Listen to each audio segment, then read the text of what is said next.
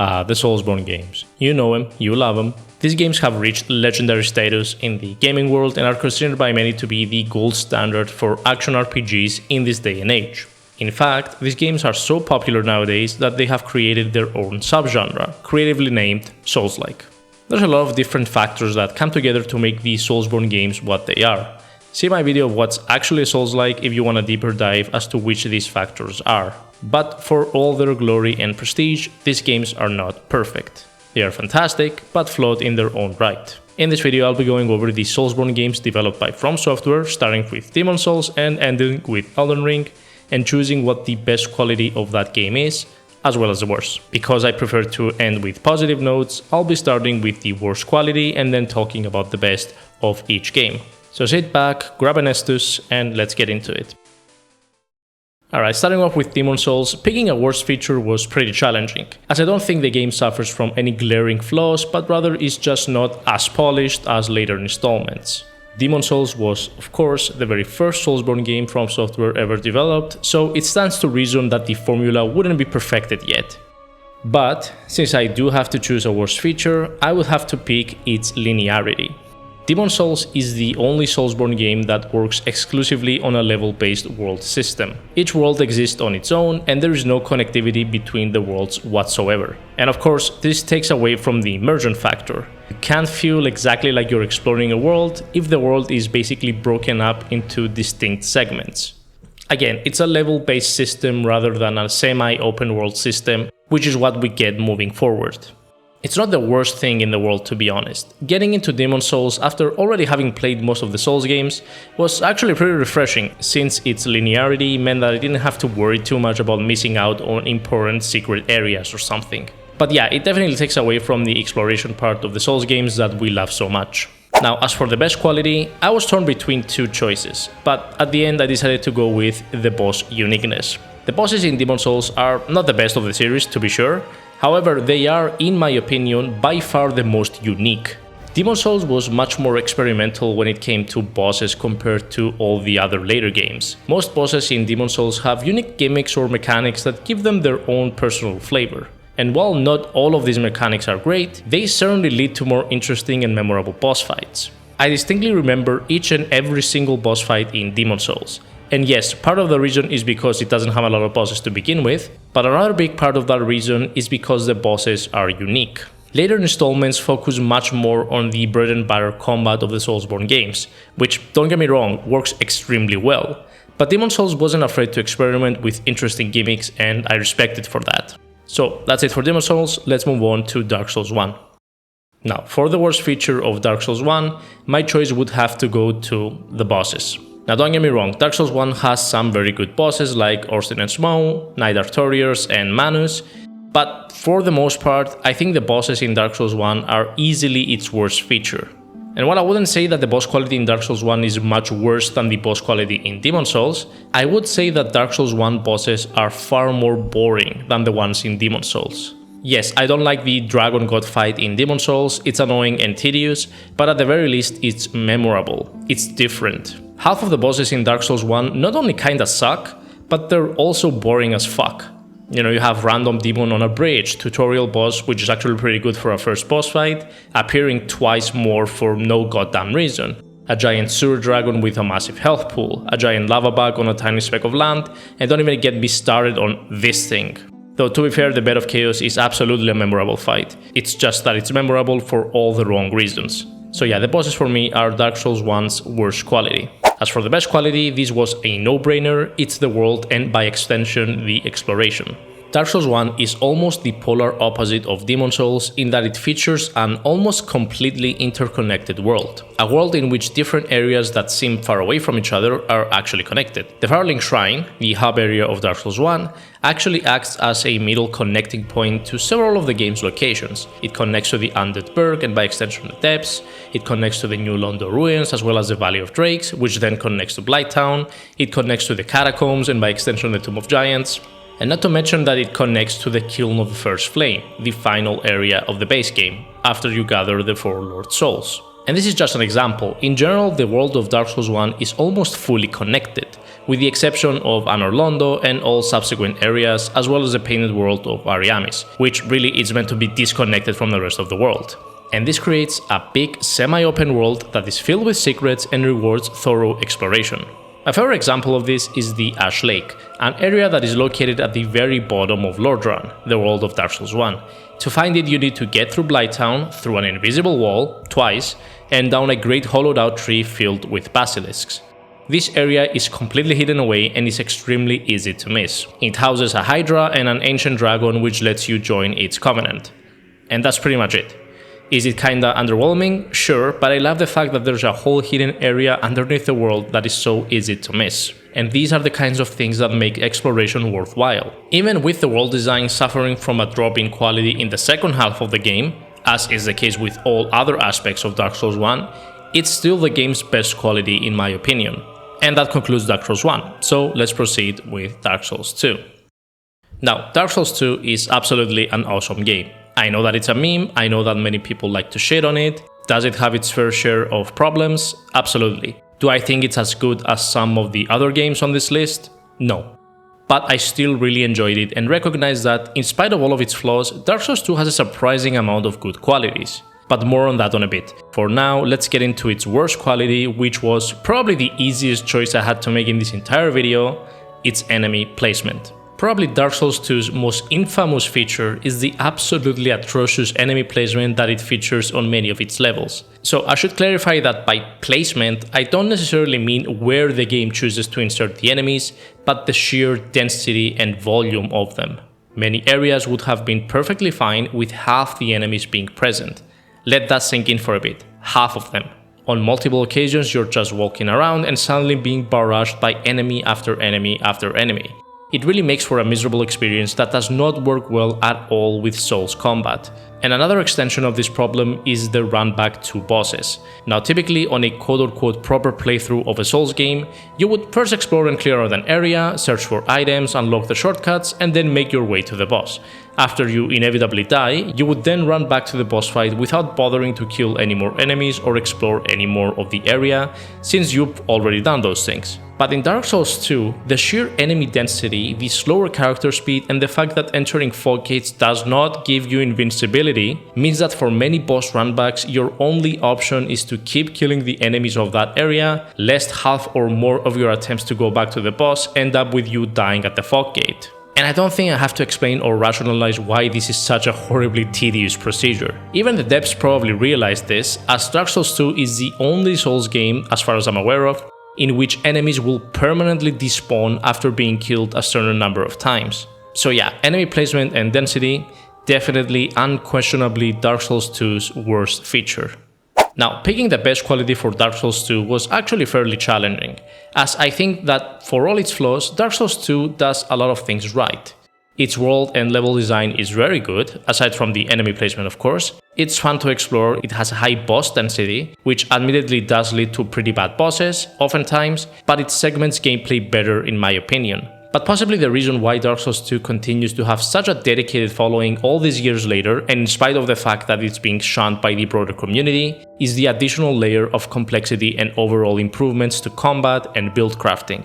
With things like power stancing, armor being more important due to more added effects, attack cancelling, more options for dual wielding, and generally tons of small but noticeable changes that massively improved this aspect of the game from Dark Souls 1, especially for the PvP side. A lot of people believe that Dark Souls 2 had, and still possibly has, the best PvP sphere of all the Souls games. However, this is not my personal pick, because it would be kinda dishonest. Dark Souls 2 was the very last Souls game I played, and I never really got into PvP or complex build crafting. No, my personal pick is the atmosphere and biome diversity. It's kinda difficult to put into words, but when I'm exploring a Dark Souls 2 area, I'm really feeling the vibe of that area. I really feel like I'm in a lost forest, a temple, some mines, a dying castle. Dark Souls 2 does a really good job through a combination of level design and graphic design to make these places come alive, in a way that is comparable or even better than Demon's Souls and perhaps even Elden Ring. And that's it for good old Dark Souls 2, which takes us to Bloodborne. Now, Bloodborne is the fan favorite of the community and as such can have low flaws, so let's move on to the best feature. Nah, I'm messing with you. Bloodborne is a great game of course, but, and I understand I risk getting hanged and thrown rocks at by saying this, it's not flawless. It's difficult to pinpoint a worst feature though, as Bloodborne doesn't really suffer from any glaring flaws the way other Souls games do. It's mostly a collection of small problems that don't really stand out individually. It doesn't have the best boss quality, sure, its level design is not always great, but none of these really stand out as huge issues. Now, I could take the lame, easy way out and say that Bloodborne's worst feature is the fact that it's locked at 30 FPS, or that it doesn't have a remake or remaster, or a sequel, but these aren't really the kinds of things I'm looking for in this video. They're true, but they're more like meta problems, not actual problems with the game itself. So, and I apologize for this being sort of a lame choice, but I'm going with perishable healing items. Oh good god, why is this a thing? Demon's Souls and Bloodborne are thankfully the only two games that feature this system, and I just can't understand why anybody thought this would be a good idea. Yes, having non-refillable healing items allows you to stack up. Blood vials can actually go up to a stack of 20, which means that at any given time you can spend some time farming them and then go in a boss fight with much more healing power than what you'd have on other Soulsborne games. But even that's not really so much of a positive. I mean, if you can just quote-unquote out-heal a boss and beat it that way, then that's kinda missing the point. Don't get me wrong, that is a perfectly viable strategy and you're allowed to do it. It just goes against the spirit of the Soulsborne games a little bit, if you ask me. But that's not the major problem with perishable healing items. The problem is when you actually run out and have to go back to farm more, especially where you're in the middle of trying to beat a boss. I tell you, nothing's more frustrating than being in that zone, in that groove, where you've been fighting a boss a couple times, you're starting to learn its patterns, you're getting closer to beating it each time, and then you're out of vials, gotta go back and kill some trolls for 3 minutes to stock up. It really pulls you out of that groove and it's annoying as fuck. Alright, and for Bloodborne's best quality, it's hands down the lore and theme of the game. For me, Bloodborne has the most interesting lore out of all the Souls games. The whole Eldritch Lovecraftian vibe this game has going on is absolutely amazing. The mix of light horror elements in the game are just enough to provide a different flavor that sets it apart from the other Souls games. Bloodborne slowly opens up as you progress through it, and the true nature of its world, as well as what the hell is going on, is slowly being revealed to you. At first you have to deal with mostly beasts and corrupted hunters, but then after you progress far enough, you start encountering more outwardly and alien horrors. Trying to figure out what happened to trigger the Scourge, learning about the immensely powerful eldritch creatures known as the Great Ones, realizing that the Yharnam you're seeing at the beginning of the game is actually not its true state, as there is a layer of illusion here to prevent you from seeing its true nature. All of these things fall right into my list of what I love in a Lovecraftian game. So let us move on to Dark Souls 3. Dark Souls 3 is probably the Souls game I've played the most, so thankfully both my choices for the worst and best quality were fairly easy. For the worst Dark Souls 3 quality, I've chosen its desaturated art design. I'm actually really glad that I have a chance to talk about this because I've been wanting to for a long time now. One thing that is very apparent in Dark Souls 3 is that it looks very quote-unquote greyish. Its colors are not as prominent or vibrant as other Soulsborne games. So much so that it feels kinda odd. Now this is absolutely done by design and is tied to the lore of the game. In the world of Dark Souls 3, the fire has been relinked countless times ever since the Age of Gods that took place even before the events of Dark Souls 1. This relinking of the fire is unnatural and goes against the very tendency of the world, which is cyclical. The fire is meant to fade away, giving way to the Age of Dark, and then, presumably, after some time, the fire would eventually appear again, as it did at the beginning, to give way to a new Age of Fire. But, due to Gwyn's lies and deceit, the world has been tricked into relinking the fire over and over, unnaturally prolonging the current age and basically causing the world to decay and rot, which is what the grey and unsaturated palette is meant to represent. And while there is a very good reason for this choice of art design, I still hate it. It makes many areas of Dark Souls 3 feel samey. It doesn't help me immerse myself in the atmosphere of each area, with some exceptions of course, and overall I just don't like looking at it that much. I know, it's not exactly a philosophical or spiritual debate, but yeah, that's actually my major issue with Dark Souls 3. I don't like looking at the world. So, moving on to the best feature, the best aspect of Dark Souls 3 was a no-brainer as well. For anybody who watched my Soulsborne games ranked by boss quality video, which I will link to, but beware, it has some hot takes, this shouldn't come as a surprise at all. it's of course the bosses of Dark Souls 3. Dark Souls 3, in my opinion, was where From Software really hit big with their bosses. Of course, there were amazing bosses in previous games, but in overall boss quality, Dark Souls 3 for me is unmatched. There are very few bosses in the game that I actively don't like, pretty much just 3. A few that I find okay, and many that I love. With examples like the Nameless King, the Soul of Cinder, the Abyss Watchers, Pontiff Sullivan, and, if we want to get into the DLCs, Sister Friede, Meteor, and Slave Knight Gale, the list goes on. Dark Souls 3 is absolutely stuffed with awesome bosses. It's worth noting that with Bloodborne acting as this sort of intermediary, Dark Souls 3 was where this faster movement of the latter Soulsborne games really solidified, with the games turning slightly more towards a more reactive and faster combat rather than a slower, more positioning-based combat, which the older games feature. Now, positioning is still important in the newer games, just not as much as in the older ones. But this led to faster, more aggressive, and overall more heart-pounding boss fights, which are absolutely Dark Souls 3's best feature. And so, let us proceed. Alright, Sekiro's up next, one of my personal favorites of the Soulsborne games. But technically Sekiro isn't a Soulsborne game. So for me, Sekiro's worst quality is its difficulty curve, particularly in the beginning.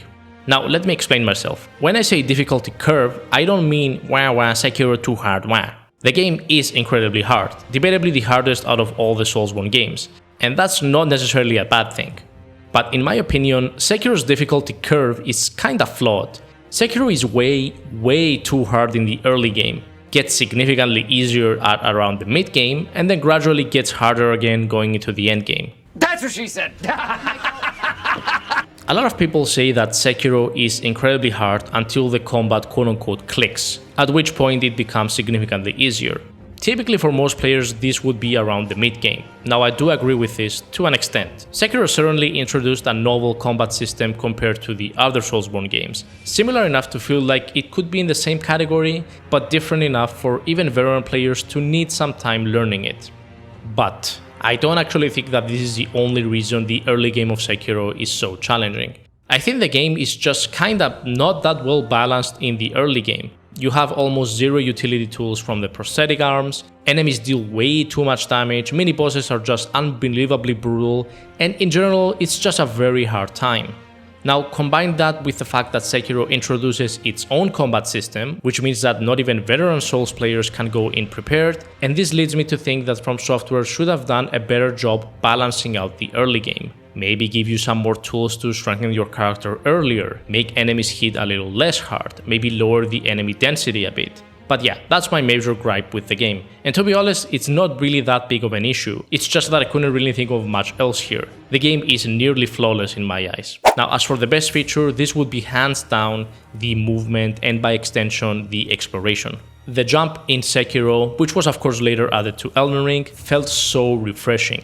Combine that with the grappling mechanic and the game gained a whole new level of exploration and world design in verticality. There are so many neat little places to reach and secrets to find in Sekiro, and it's all thanks to its much more robust movement. And aside from jumping and grappling, you can also both swim and dive in this game, which opens up even more avenues for world design and exploration. Seriously, if you haven't played Sekiro, please give it a try. It's kinda different from the other Soulsborne games and will absolutely kick your ass, but it's so fucking good, I swear. And finally, we have reached Elden Ring.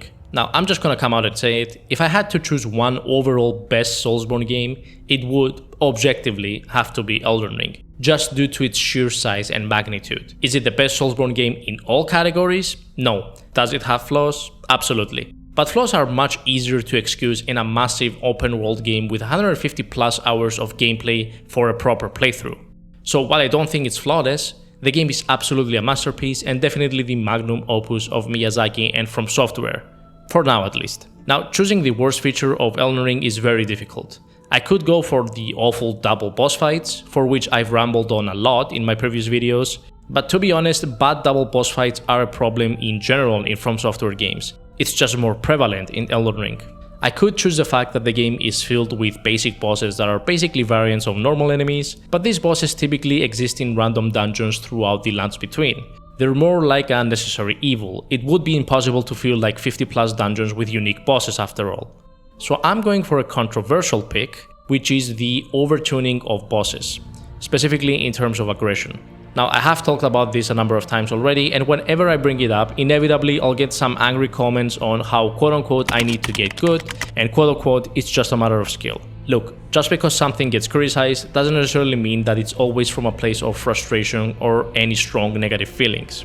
And to me, many bosses are just flat out overtuned. They are hyper aggressive, they don't leave enough time between their attacks for counter-attacking, they perform combos that take a long amount of time to finish, and generally they force your attack to dodge ratio to be very low, if you don't want to or can't tank hits. And that's not me saying that these bosses are bad, it's just that I'd like to attack more and dodge less. Not by a lot, but definitely somewhat. In a lot of fights in Elden Ring, it feels like there's a lot of downtime between each time I attack. And I'll be honest, it kinda gets boring sometimes. Now, to anyone who's going to try and dismiss this claim, I implore you to try this first. Do a fresh Elden Ring run without using Spirit Ashes, and then go do a fresh run on any other Soulsborne game, and you'll see the difference in aggression. The most aggressive bosses in previous installments are considered average by Elden Ring standards. The only game with a similar level of aggression from the bosses is Sekiro, and that's because the combat is designed around it. I understand that From Software wanted to push the limits of their veteran players. I also understand that Spirit Ashes needed to be balanced somehow, but I think they went overboard on some occasions. Just my 2 cents. Now, for the best quality in Elden Ring, look, I'm sorry, I know it's low-hanging fruit, but it's the truth. Size matters, it's the overall scale of the game. Look, From Software did the seemingly impossible and successfully merged the incredibly fun and rewarding combat and level design of the Soulsborne games with a massive, expansive and meaningful to explore open world. This game is basically a massive Dark Souls with a little bit of Sekiro sprinkled in, and I'm saying that in the best way possible, because that's exactly what we wanted. The tried and true Soulsborne formula on a massive scale. That's what we wanted, and that's exactly what we got. The world of Elden Ring isn't just huge, it's packed with secrets. You may run into a random dungeon which can lead into a whole new area. You might open a chest that transports you somewhere else. There's so much stuff to explore and uncover. Truly one of the best open worlds of all time.